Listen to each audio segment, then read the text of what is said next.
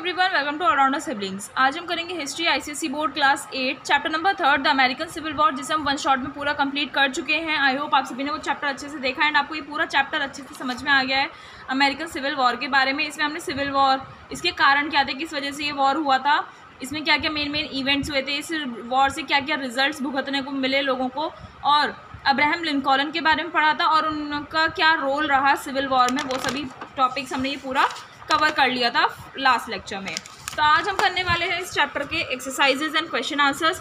ये स्टार्ट करने से पहले आप हमारे चैनल पर जाइए, आपको अदर सब्जेक्ट्स भी बहुत सारे मिल जाएंगे। 7th क्लास के भी बहुत सारे सब्जेक्ट्स हैं जो हमने कंप्लीट कर दिए हैं एंड 8th क्लास के भी चल रहे हैं, वो आपको जल्दी मिल जाएंगे। और अगर आपको कोई और अदर कंटेंट चाहिए तो आप हमें कमेंट सेक्शन में बोल सकते हैं। कुछ बच्चों ने बोला भी था कि मैम सिविक्स भी पढ़ा दीजिए हिस्ट्री क्लास 8 की, तो वो भी हम जल्दी स्टार्ट करने वाले हैं। तो उसके लिए आप प्लीज़ कमेंट सेक्शन में कमेंट कर दीजिए आपको कौन सा चैप्टर चाहिए, अदरवाइज हम फर्स्ट चैप्टर से स्टार्ट करेंगे ही। ठीक है, तो चलिए स्टार्ट करते हैं। स्टार्ट करने से पहले हम ये थोड़ा सा इसका रिव्यू देख लेते हैं चैप्टर का। अमेरिकन सिविल वॉर के कारण क्या थे? स्लेवरी थी, सदर्न स्टेट्स में गुलामी थी, पढ़ा था हमने। सदर्न स्टेट्स में गुलामी का काम होता था, सब गुलाम थे। इंडस्ट्रियलाइजेशन इन नॉर्थर्न स्टेट्स में इंडस्ट्रियलाइजेशन हुआ था, इसी वजह से ये लड़ाई हुई थी। Question of states rights, question of state rights क्या होता है ये आपको कमेंट सेक्शन में बताना है, मैंने बताया था चैप्टर में। Election of Lincoln as president, Lincoln का एक प्रेसिडेंट के रूप में इलेक्शन हुआ था, चुनाव किया गया था। And cessation of southern states, और सदर्न स्टेट्स का जो सेसेशन हुआ था यानी कि सेपरेट जो हो गए थे सदर्न स्टेट्स, ये सभी मेन कारण थे सिविल वॉर के। फिर अमेरिकन सिविल वॉर में अब्राहम लिंकॉन आए, उनका जन्म हुआ था 1809 में, उन्हें 1816 में एज अ प्रेसिडेंट चुना गया एंड उनका असैसिनेशन हो गया था 1865 में। Assassinated means murdering for political reasons, किसी भी पॉलिटिकल रीजंस की वजह से किसी का मर्डर करने को हम बोलते हैं असैसिनेट कर देना। क्या बोलते हैं गाइज? असैसिनेट कर देना, मर्डर करना। ठीक है, तो आपको पता है अब्राहम जो थे वो लीडर थे, इसलिए उन्हें किसी ने शूट कर दिया था। रिजल्ट्स क्या हुए थे सिविल वॉर के? Southern states were defeated, southern states हार गए थे, स्लेवरी खत्म हो गई थी, अबॉलिश हो गई थी, यूनियन बच गया और इमर्ज्ड स्ट्रॉन्गर, यूनियन बच गया और क्या हुआ, और स्ट्रॉन्ग हो गया था union. Federal government became the supreme authority in USA, और जब सब एक हो गए थे तो फेडरल गवर्नमेंट जो थी वहाँ की वो सुप्रीम अथॉरिटी यानी कि मेन अथॉरिटी बन गई थी यूएसए की। तो ये मेन चैप्टर टॉपिक्स थे जो हमने इस चैप्टर में पढ़े थे। तो चलिए अब इस चैप्टर के एक्सरसाइजेज स्टार्ट करते हैं। टिक द करेक्ट ऑप्शन सबसे पहले हम करेंगे। इसमें सबसे पहला है who became the president of America in 1860, America का प्रेसिडेंट कौन बना 1860 में? Jefferson Davis, Herriot Beecher stove, Abraham Lincoln और रॉबर्ट ली। तो अब्राहम लिंकॉन बने थे, अभी पढ़ा हमने। When did the anti slavery movement start, anti slavery movement कब स्टार्ट हुआ था? 1840, 1852, 1860, 1863। तो 1840 में स्टार्ट हुआ था। Who killed Abraham Lincoln, Abraham Lincoln को किसने मारा था? एडवर्ड एवरेट, रॉबर्ट ली, जॉन विल्क्स, यूएस ग्रांट। तो जॉन विल्क्स ने मारा था। When was slavery abolished in United states, United states में स्लेवरी कब अबॉलिश हुई, कब खत्म हुई थी? 1840, 1852, 1860 और 1863। तो इसका करेक्ट आंसर है 1863। The American civil war also known as war between states began in 1861 and lasted till, जो अमेरिकन सिविल वॉर है जिसे हम वॉर बिटवीन स्टेट्स भी बोलते हैं, ये 1861 में स्टार्ट हुआ था और ख़त्म कब हुआ था? 1865। 4 ईयर्स चला था ना, अबाउट बताया था आपको।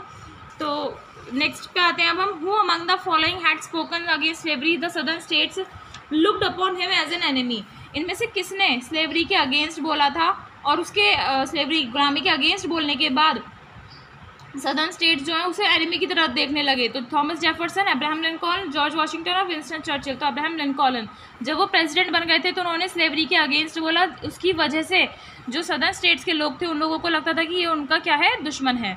Gettysburg address was associated with, Gettysburg address जो था वो किससे जुड़ा हुआ है? Robert Lee, Ulysses Grant, Abraham Lincoln, John Wilkes Booth. तो अब्राहम लिंकॉन से जुड़ा हुआ है, वहाँ पर उन्होंने गेटिसबर्ग एड्रेस दिया था। Southern American farmers use to grow, southern American farmers क्या ग्रो करते थे, क्या उगाते थे? Coffee and tea, rice and wheat, maize and jowar और कॉटन एंड टोबैको। तो कॉटन एंड टोबैको वो ग्रो करते थे। The dash states were comparatively prosperous then the dash states in America due to rapid industrial progress and trade, rapid जो बहुत इतना जल्दी industries का प्रोग्रेस हुआ था, व्यापार का इंक्रीमेंट हुआ था, व्यापार बहुत अच्छा चल रहा था, उसकी वजह से कौन से स्टेट्स ज़्यादा प्रॉस्पेरस थे, समृद्ध कौन से देश स्टेट्स थे? आपके नॉर्थर्न स्टेट्स समृद्ध थे as compare to southern. Okay, when did Abraham Lincoln take office as president of America, वो उन्होंने ऑफिस कब संभाला एज प्रेसिडेंट ऑफ अमेरिका? 1861 में। ठीक है, टिक द करेक्ट ऑप्शंस हो गए। हम करते हैं फिल इन द ब्लैंक्स। जिसमें सबसे पहला है president Lincoln was assassinated in the year. Lincoln का असैसिनेशन कब हुआ था? 1865 में। असैसिनेशन अभी बताया, मर्डर फॉर पॉलिटिकल रीजंस, है ना, 1865 में हुआ। The northern states were mainly dash but in the south dash was the most important occupation. जो नॉर्थर्न स्टेट्स थे वो मेनली इंडस्ट्रियलाइज थे, यानी कि वहाँ पर इंडस्ट्रीज़ का सेटअप हो चुका था, डेवलपमेंट हो चुका था। बट साउथ में क्या था? वहाँ पर एग्रीकल्चर, जो खेती बाड़ी है, वो मोस्ट इंपॉर्टेंट ऑक्यूपेशन होता था। The southern farmers grew dash and dash. Southern farmers क्या ग्रो करते थे? कॉटन, टोबैको या शुगर केन भी आप बोल सकते हैं, आप कुछ भी लिख सकते हैं इनमें से। The Confederacy general dash surrender to the Union general dash. Confederacy का जो जनरल था रॉबर्ट ली थे, उन्होंने सरेंडर किया था to the Union general US Grant. ठीक है, जो हमने पीछे भी देखा था, यहाँ पर आप देख सकते हैं, ये यहाँ पर है ना, रॉबर्ट ली राइट में, ये है रॉबर्ट ली जो यूएस ग्रांट को क्या कर रहे हैं? सरेंडर कर रहे हैं। ठीक है, तो नेक्स्ट पे आते हैं, फिल इन द ब्लैंक्स के बाद हमारी आती है मैचिंग्स। तो अप्रैल 12, 1861 इसमें क्या हुआ था? सिविल वॉर स्टार्ट हुआ था। क्या हुआ था गाइस? सिविल वॉर स्टार्ट हुआ था यूएसए में। नवंबर 1860 Abraham Lincoln elected president of USA. Abraham Lincoln को यूएसए के प्रेसिडेंट के रूप में चुना गया। जनवरी 1863 अबॉलिशन ऑफ स्लेवरी। जनवरी 1863 में क्या हुआ है? अबॉलिशन हो गया स्लेवरी का, गुलामी खत्म हो गई। अप्रैल 14, 1865 14 अप्रैल 1865 को क्या हुआ? Assassination of president Lincoln. President Lincoln जो थे उनका असैसिनेशन हो गया था। अब आते हैं हम ट्रू फॉल्स पे, उसके बाद हम करेंगे question answer. Sorry. When the civil war broke out the whole country practice slavery. जब सिविल वॉर छिड़ा था, जो सिविल वॉर हुआ था, तो पूरी कंट्री स्लेवरी की प्रैक्टिस करती थी, यानी कि गुलामी थे पूरी कंट्री में। इट इज़ फॉल्स, पूरी कंट्री में नहीं थी। ठीक है, वो सिर्फ कौन सी स्टेट्स में थी? सदर्न स्टेट्स में थी। Uncle Tom's cabin a novel highlighted the ugly side of slavery. Uncle Tom's cabin, ये नोवेल का जिक्र हुआ था, हमने चैप्टर में पढ़ा था। तो इसमें स्लेवरी की जो बुरी साइड है वो दिखाई हुई है। Yes, it is true. The question of states rights was also a cause of civil war.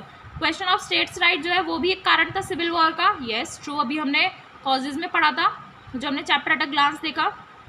The southern states established a new nation the confederate states of America. जो सदर्न स्टेट्स थे उन्होंने अपना एक नया नेशन बना लिया था, उसका नाम दिया था उन्होंने Confederate states of America. Yes, it is true. Abraham Lincoln is remembered for abolishing slavery and saving the union. Abraham Lincoln को याद किया जाता है स्लेवरी अबॉलिश करने के लिए और यूनियन को बचाने के लिए। Yes, it is also true. तो एक्सरसाइजेस हमारी कवर हो गई हैं। अब हम करते हैं इस चैप्टर के क्वेश्चन आंसर्स। तो ये हैं आपके क्वेश्चन आंसर्स। इसमें सबसे पहला क्वेश्चन है, why was the slavery important for the southern state. Southern state के लिए स्लेवरी, गुलामी जो थी वो इतनी इंपॉर्टेंट क्यों थी? Slavery was important for the southern states as they were depended on agriculture. Slavery इसलिए इंपॉर्टेंट थी क्योंकि सदर्न स्टेट्स में मेन ऑक्यूपेशन क्या था आपका? एग्रीकल्चर।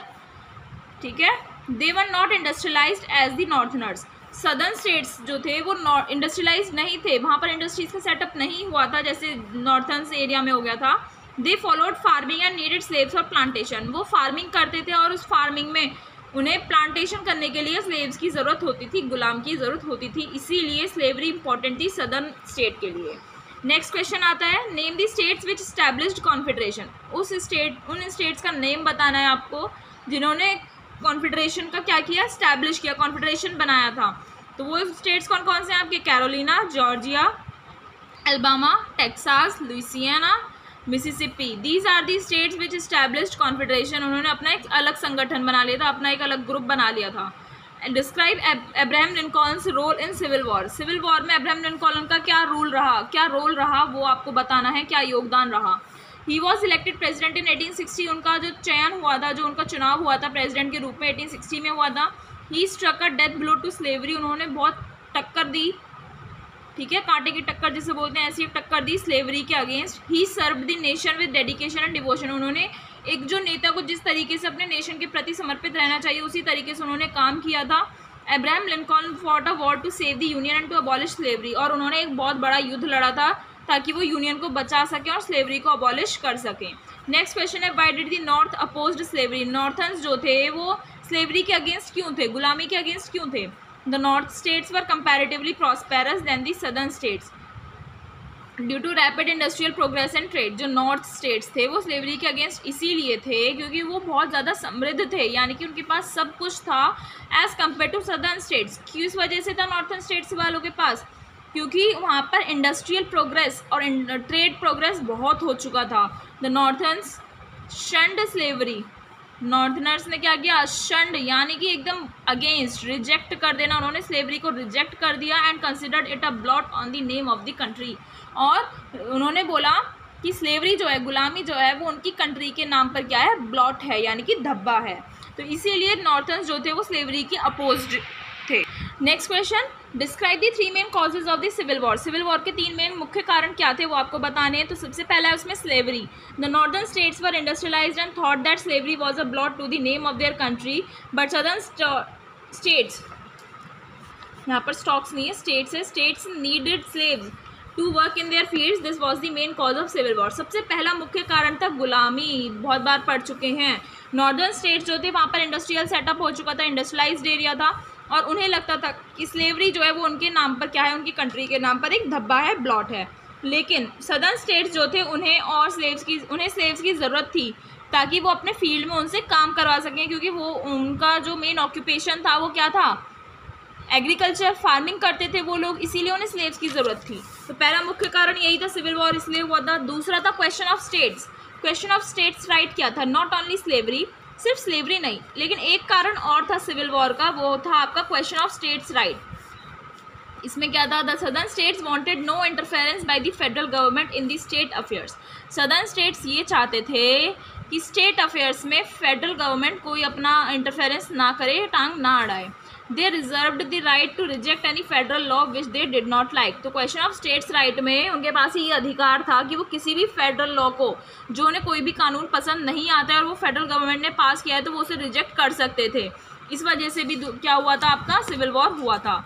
नेक्स्ट है इलेक्शन ऑफ 1860। 1860 में इलेक्शन हुआ था। The nominee of Republican Party का एक नॉमिनी थे Abraham Lincoln, was elected as president of USA. USA के प्रेसिडेंट के रूप में उन्हें चुना गया।